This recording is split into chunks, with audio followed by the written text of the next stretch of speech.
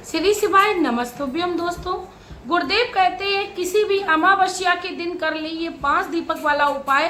प्रदीप मिश्रा जी कहते हैं कि व्यक्ति के जीवन में चल रही बड़ी से बड़ी परेशानी उस घर से कभी भी तकलीफें जाने का नाम नहीं ले रही है, या घर में किसी न किसी प्रकार से हमेशा अशांति बनी रहती है, बीमारियों ने डेरा डाल रखा है, या व्यक्ति हमेशा कर्जे में डूबा रहता है। ऐसी सारी समस्याओं का समाधान है 5 दीपक वाला उपाय। निश्चित ही आप अपने घर में करके देखिए, क्योंकि अमावस्या का दिन बहुत ही खास होता है अपने जीवन से समस्याओं से मुक्ति पाने के लिए। तो यदि आप गुरुदेव महाराज के उपायों पर विश्वास करते हो तो प्लीज आप इस वीडियो को पूरा देखिए, क्योंकि आधा अधूरा ज्ञान या आधा अधूरा उपाय हमेशा ही हमें हमारे कार्य में सफलता नहीं दिलाता है। गुरुदेव महाराज हमेशा ही अपनी भागवत में व्यक्ति को एक नया उपाय बताते हैं, और लोगों के जीवन में हमने देखा है कई ज्यादा बदलाव भी होते हैं, लोग कई ज्यादा सुख भी प्रदान करते हैं सिर्फ और सिर्फ गुरुदेव द्वारा बताए हुए उपायों से। तो आप भी यदि लाभ पाना चाहते हो तो प्लीज वीडियो के एंड तक बने रहिएगा। मैं मेरे आराध्य श्री लक्ष्मी नारायण को मैं कोटि कोटि प्रणाम करती हूँ, मैं उनको कोटि कोटि नमस्कार करती हूँ। जीवन में आप जब परेशानियों से घिर जाओ, आपके घर से आपको लगे कि अब सारे आपके छूट गए हैं, तब ऐसे में आप 5 दीपक वाला ये उपाय कर लेना, और आप देखेंगे कि आपके घर से अंधकार दूर चला गया।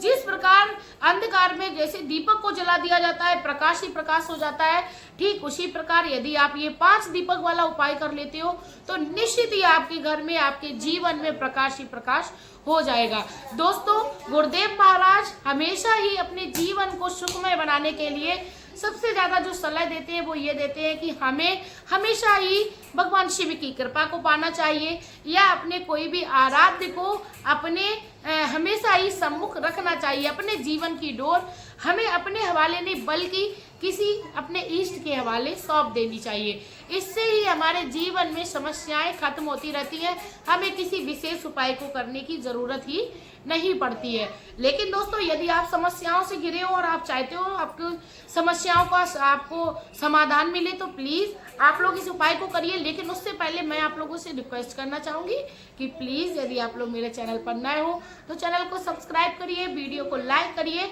कमेंट बॉक्स में श्री लक्ष्मी नारायण का या श्री शिवाय नमस्तुभ्यम का एक प्यारा सा कमेंट करिए, साथ में बेल आइकन को प्रेस करिए, जिससे मेरे वीडियोस के जितने भी नोटिफिकेशन है दोस्तों वो आप लोगों तक पहुंच सके और आप लोग उनका लाभ ले सको। क्योंकि गुरुदेव महाराज का प्रचार और प्रसार जन जन तक लोग पहुंचता है और जन जन को लाभ हो रहा है। अब बात करते हैं आपको किस समय ये 5 दीपक वाला उपाय करना है और कैसे करना है, घर के किस सदस्य को करना है, सारी चीजें मैं आप लोगों को डिटेल में बताऊंगी।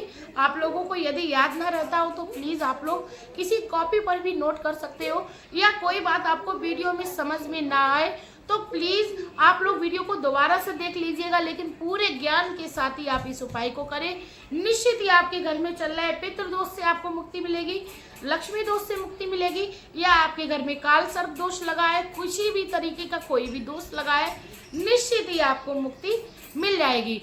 बात करते हैं दोस्तों ये उपाय किसको करना है। दोस्तों, घर का कोई भी सदस्य इस उपाय को कर सकता है, लेकिन यदि घर की महिला या घर का बड़ा मुखिया इस उपाय को करता है तो निश्चित ही पूरे परिवार को लाभ मिलता है।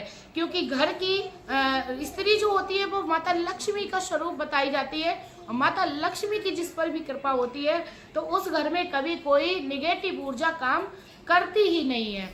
अब बात करते हैं दोस्तों आपको और क्या क्या करना है, 5 दीपक कैसे तैयार करने हैं। दोस्तों, सबसे पहले तो मैं आप लोगों को बता दूं, जब भी आप 5 दीपक वाला प्रयोग करें या उपाय करें तो आपको दीपक जो है वो आटे के तैयार करने हैं। आटे के दीपक का विशेष महत्व होता है, क्योंकि आटे के दीपक जो होते हैं, आटे के दीपक आप 5 तैयार कर लीजिए। कौन सी बाती की तैयार करनी है, आपको गोल बाती की दीपक तैयार करनी है। गोल बाती के दीपक जब हम भगवान श्री भोलेनाथ या किसी देवता की पूजा करते हैं तो गोल बाती के दीपक को बनाते हैं। किस चीज के आपको जलाने हैं दोस्तों, आपको जो दीपक है वो शुद्ध घी के जलाने हैं। दोस्तों, हम अपने जीवन में कई ज्यादा खर्चे कर लेते हैं, कई प्रकार की अपनी शौक सुविधाओं को करने के लिए इतना अनाप शनाप खर्च कर लेते हैं। तो उसी को देखते हुए मैं आप लोगों को एक सजेशन देना चाहूंगी कि दीपक आप शुद्ध घी के ही प्रज्वलित करें। अब बात करते हैं दोस्तों आपको किस समय करना है। दोस्तों प्रदोष काल के समय करना है। अमावस्या का जो प्रदोष काल यानी प्रदोष काल जो होता है वो 6 बजे से लेकर 7 बजे तक के बीच का होता है। आपको प्रदोष काल के समय वो 5 दीपक एक प्लेट में रख लेने हैं। उसके साथ आपको 1 लोटा जल लेना है। दोस्तों 1 लोटा जल आपको अपने घर से लेना है। पूरी विधि आप जान लीजिएगा दोस्तों, आपके जीवन में समस्याएं जो है वो निश्चित ही अंत हो जाएगा। इन दोनों चीजों को ले जाकर आपको याद रखना है। माचिस आपको अपने घर से ही ले जानी है। दोस्तों आपको सारी सामग्री लेकर पहुंच जाना है। अपने घर के आसपास जो भी शिवालय है वहां पर पहुंच जाना है। सबसे पहला जो काम है शिवालय में जाकर वो आपको ये करना है, 3 तालियां बजानी है। 3 तालियां का विशेष महत्व है भगवान शिव को प्रसन्न करने के लिए, क्योंकि 3 तालियां रावण ने बजाई थी। रावण भगवान शिव का बड़ा भक्त था और भगवान शिव को अपना आराध्य मानता था। यानी भगवान शिव की कृपा पाना है तो 3 तालियां आपको सबसे पहले बजानी है।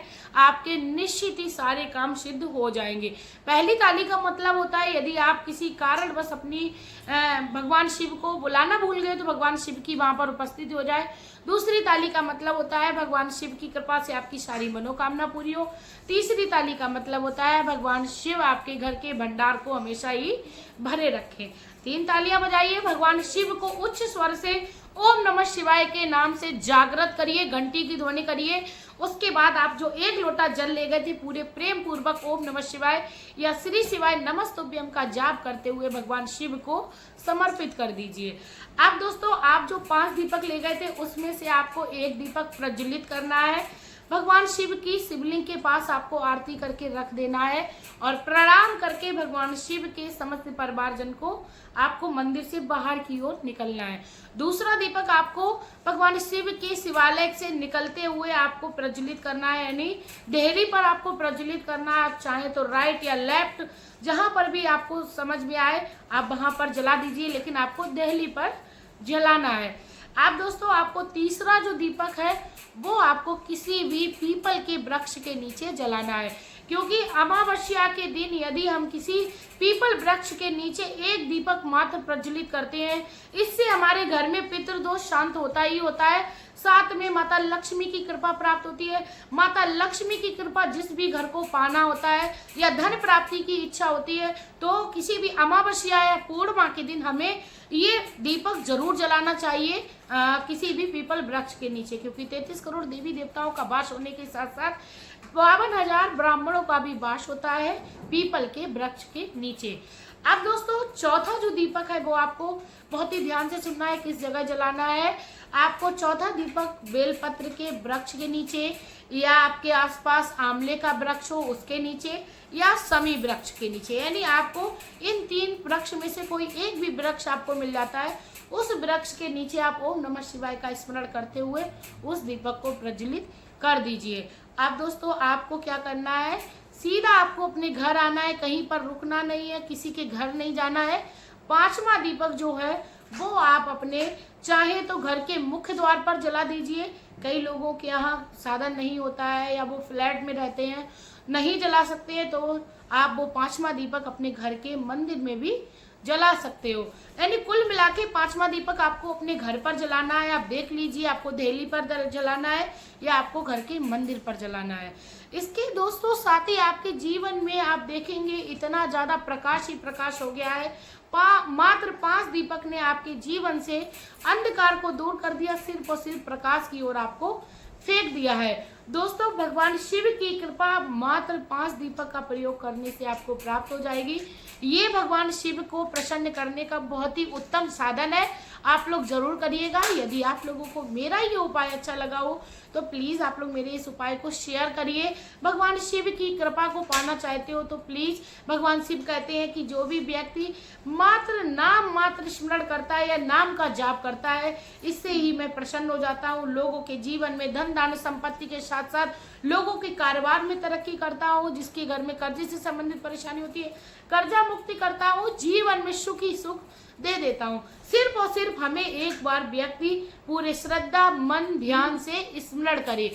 दोस्तों, ये थी भगवान शिव की कृपा पाने का एक विशेष साधन।